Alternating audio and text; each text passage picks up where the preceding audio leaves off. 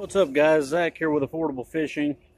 I'm going to start out by apologizing for not uploading any videos in like 2 months.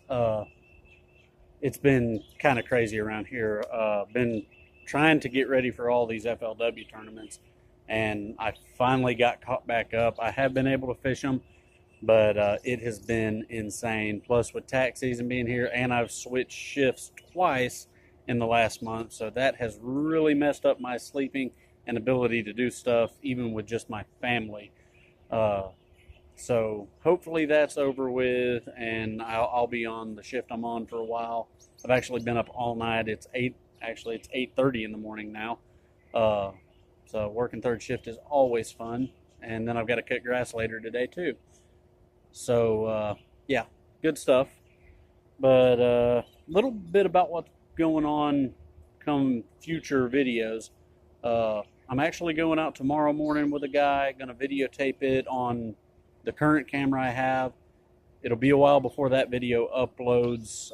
Don't expect it anytime soon because I don't have a computer to download anything onto. But at least I will have some footage that I can start sharing once I get the editing software. We're going to be putting 2 new depth finders on the boat. I will do a walkthrough on the boat sometime soon, hopefully this week sometime, since I'll have it already hooked up anyway. Let's see.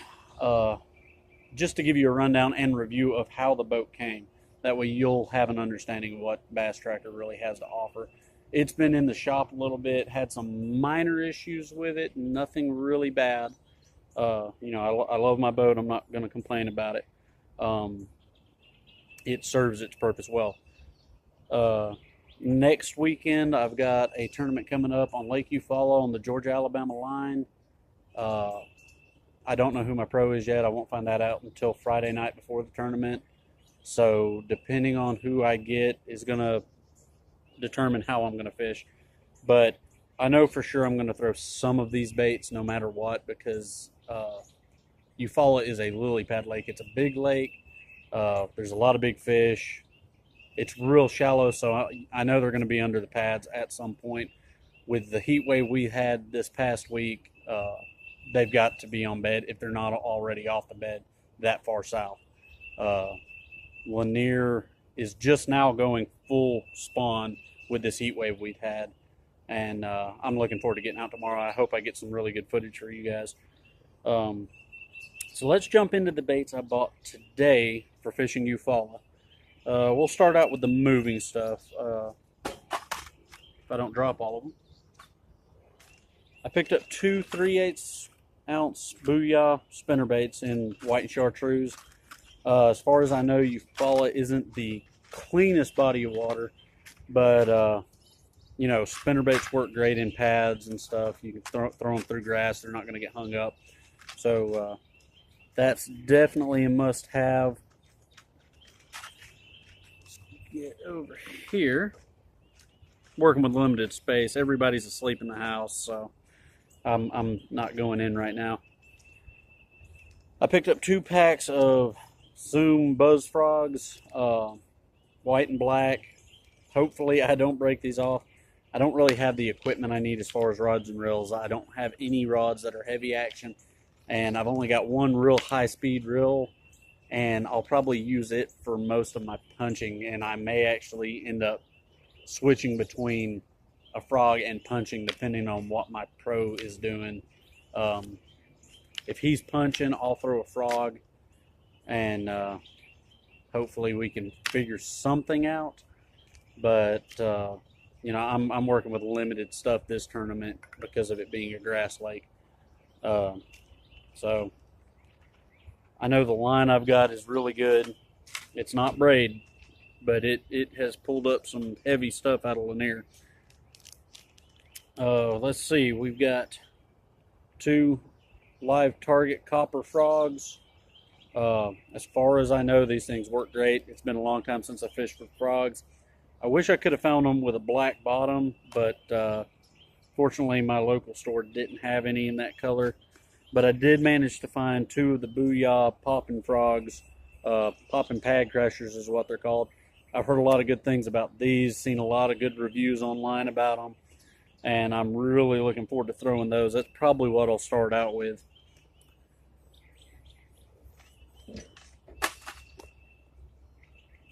Give me just a second here. All right, punching baits. Got a couple of packs of these. I've actually got a bunch of Rage Craws. Who makes them? I'm trying to think. I think it's Rage that makes them. But I didn't pick any of those up today because I've got so many already in my pack. But I got some otter baits from Gambler. These are 4-inch. I'm not going to split the tail. I'm going to leave the tail as a full beaver bait. Trying to mimic that.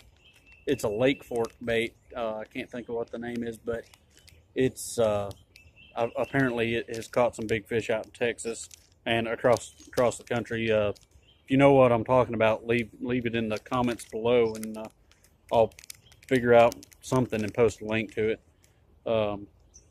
But yeah, Gambler makes great stuff. I got some actual Rage tails, and this is in watermelon red flake. Can't go wrong with anything green pumpkin or watermelon red. I've got heads for these. You can't go to any lake without a Keitech swim bait. These are actually a little bigger than I throw. These are 4.3, but it's the only pack I could find. I couldn't find my 3.8-inch Keitechs. But with there being bigger fish in this lake, hopefully I can hook up to something nice. For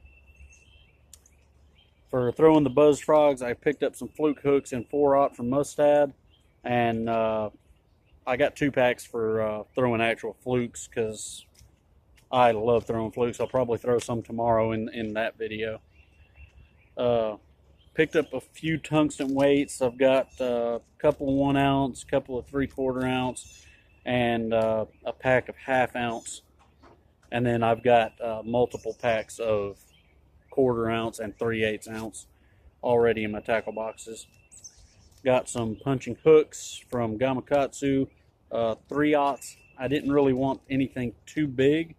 From what I've heard from punching, you kind of want something slimmed down a little bit where you're not going to have much resistance getting through that thick cover.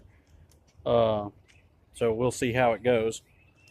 Last but not least, I have some 12-inch Zoom worms. This is the biggest worm I've ever thrown, and probably the biggest one you can find. I think they make them in 16-inch, but I'm not sure. But I got Redbug and California 420, and these things are massive. Underneath those lily pads, I really wanted to get something with a big profile that those fish can pick up on and see from a long way away.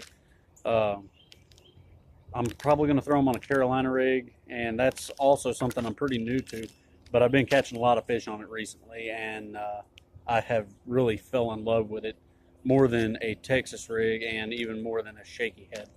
It has really proven itself the last couple of weeks that I've been fishing, and you know, I've only been out 3 times in the last month, but still I have caught a lot of fish on it just in those 3 times. So we'll see how it goes, and I'll keep you posted on these tournaments as I go along. Hopefully I'll be getting a GoPro in May. Got a birthday coming up, so I had a choice between getting a rod for this tournament or getting the GoPro, and I'm going to wait and get the GoPro so I can make some better videos for you guys and really get into videotaping all my fishing excursions. My next video, I'll talk about my past tournaments, what's been going on with those with the FLW.